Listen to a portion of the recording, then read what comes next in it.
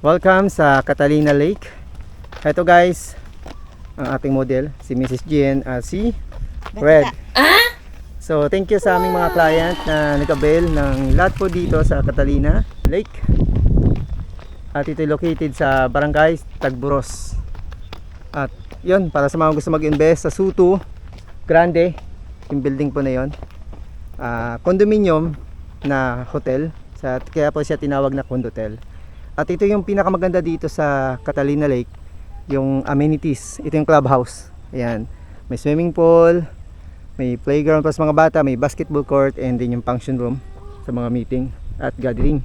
At syempre mayroong lake. Itong human-made na lake ng Catalina. At ito naman, yung parang, hindi ko alam ang tawag dito, tower.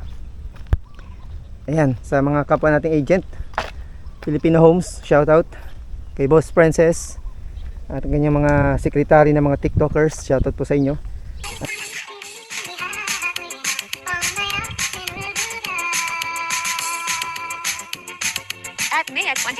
At sa aking mga partner, Boss Rex Gonzalez and Kim Gonzalez, shoutout.